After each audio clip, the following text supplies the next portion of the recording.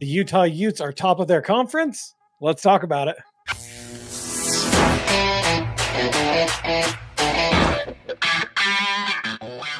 So it was released here earlier this week by Citrus Sports that Utah has the best odds in the Big 12 Conference of winning a national title at plus 25,000. Citrus Sports is one of the betting houses in Vegas. What does it say, you as a Utah fan, that solely based off of reputation alone, that this team is, coming off of one of its first losing seasons in over a decade, is still viewed this highly? And do you think it's justified? I mean, absolutely, because it wasn't just that betting site. I mean, ESPN also has them ranked, and they also have them as the top 3 team in the college football playoff next year. And I think it just goes to show you how ridiculously talented this Utah football team is. I mean, it was really rough to watch all of those players going when the transfer portal opened this year. It's like, oh man, we're losing everybody. But we did get back a lot of really talented players on the defensive side of the ball. Obviously, the offensive side of the ball was completely revamped. And I mean, to go into the defensive signings, yeah, we lost some really good players. We did get Jackson Jones. He's a defensive tackle from Oregon. The dude's a stud. Lance Holdsclaw, another defensive tackle from Washington. And we've still got some really great players in Lander Barton and Logan Fano that are going to be key parts of this defense that are coming back. The defense is always good for Utah, right? There's taxes, death, and Utah defense. That's just the 3 things that are guaranteed in life. Mm-hmm. It's just how it works, right? But the offensive side of the ball is really where this Utah team is going to be vastly different next year. I mean, it's been completely retooled. Obviously, starting at the very top with, Utah has one of the top offensive coordinators in the whole country in Jason Beck. So the guy was highly regarded. He came here because he wanted a chance to show that he belonged in Power 4 football. And, what's funny is next year it'll be Power 5 football again because the Pac-12 will be back. We'll see. We'll see. So, but obviously, you can't call yourself a college powerhouse at a power conference just because you held on the name. Yeah. You've got to bring some teams with you. You got to prove something first. Yeah. Anyway. So, but yeah, I mean, he brings his quarterback for New Mexico, Devon Dampier. The kid's a stud. He's fantastic. He does a great job molding offenses around his talent versus molding talent into his offenses, mm-hmm. right? So he's going to do a great job continuing to use the talent that he has and putting them in the absolute best situations to be successful.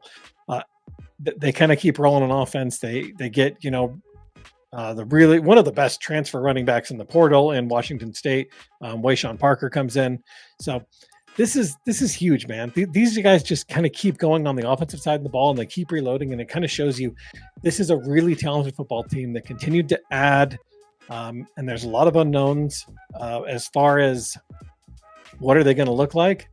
But I think the unknowns are definitely on the high side, not the low side.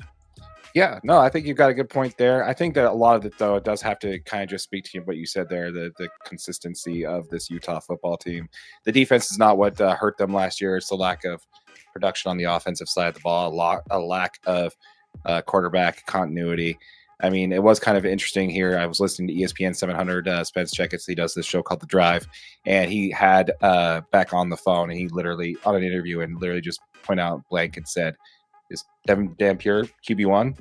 Without saying it, he did say it. He's like, oh, we're going to bring everybody in, and, he's definitely got an upper hand knowing the playbook and everything, but he's like, it's definitely going to be an opportunity for other, he read off everybody who's in the QB room by their names and said the right things, but he definitely, without saying it, he did say, this team's going to have Devon Dampier as QB1, which for us as a fan base is great because we have PTSD of, not knowing who QB1 is going to be and hoping that QB1 is going to be healthy at the beginning of the year for the last 2 seasons. So I think having that shirt up on that side of the ball and simply not having to rely on your defense to win games is really going to put the Utes in a great position.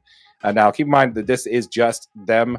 It's not a betting website. It's actually one of the betting odds makers for the betting websites. Right. Absolutely. That did this. It's not just. This isn't them saying, oh, they're going to win the Big 12, right? This is them saying their odds to win a conference championship are the same as anybody else in the conference. The best teams in the conference. The best, yeah, out of anybody else. Now, keep in mind, it is Kansas State does also have the same odds with Arizona State falling behind at 30,000 plus 30,000 on that. So we're not saying that that everybody's saying that this team is going to win the conference. We're saying that as far as the teams in this conference have a chance to win a national title. That's what this article is saying. Right. And Bill Plunkett of The Athletic also did say that he's got them in the college playoff next year. Yeah, absolutely. In the top 12. So there's a lot of buzz around this team. And again, of course, it's way early, but Utah fans, we need some content. So we jumped on this and made sure we wanted to cover it. We want. You know who I think I'm probably most excited for that the Utes have signed? How about Nate Johnson coming back? Dude, that's amazing.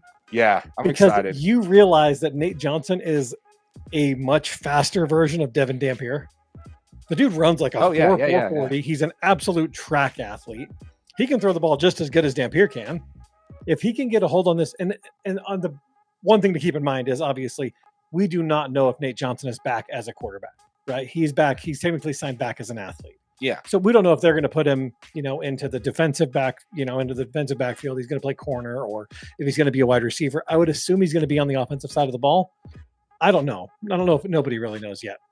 But to have him as a quarterback in a Andy Ludwig offense could be really exciting because this dude can do all the things Devon Dampier can do. Yes.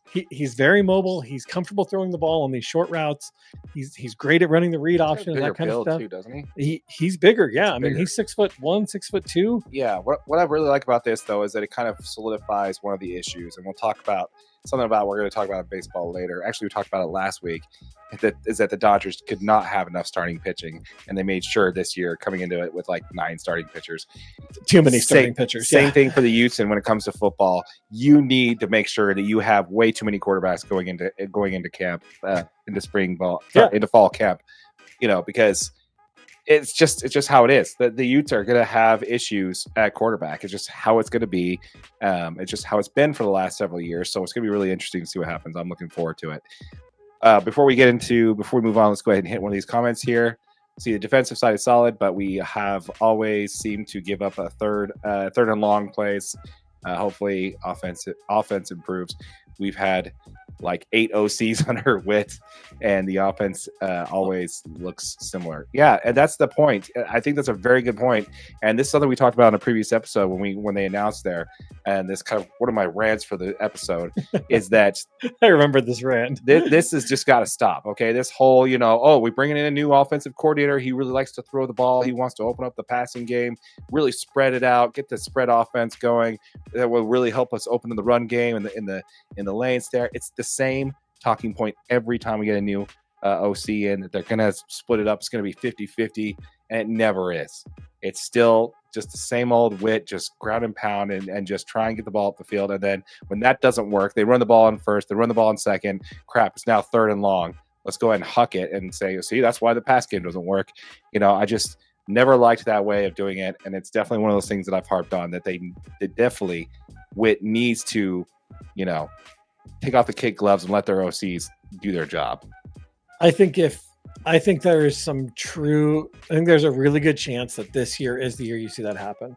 Yeah, because it's probably his last year, code switch last year. I think it's one of his last years, but also I think it helps that you saw Jason Beck bring in players that he had recruited. You know what I mean? Like the Andy Ludwig, we already had Cam Rising on the staff or on the roster when Andy Ludwig came in the second time with him. Like there wasn't a whole bunch of turnover on offensive players, right? Like we had who we had. I mean, it's some of the reason we never got all these really like highly touted wide receivers, because that wasn't the offense we ran, right? We're not Texas A&M. We're not Texas. We're not these high flying SEC or previous Big 12 offenses, right? Mm.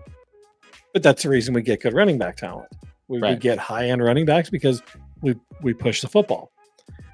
I think seeing some of this change in who we brought in this recruiting cycle does give me a little bit of implication that we could see him actually turn the offense over to Jason Beck, and that would be really refreshing.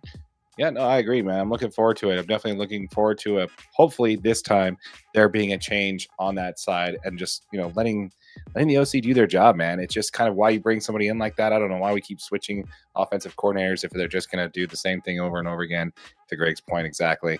And if we're not relying on the defense to win games, maybe don't give up those 3rd and longs in the second half of every game. So yeah, especially in brutal moments like they did this year.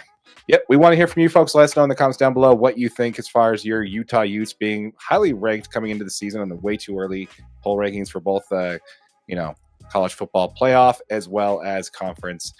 We'd love to hear from you on that. Let us know what you think in the comments down below. If you have not yet, hit that subscribe button. We're giving away the first $500 that we earn in AdSense revenue back to y'all. So if you have not yet, hit that subscribe button, hit that notification bell so you don't miss out on that giveaway, and smash that like button for your boy AJ. Boom, I appreciate it.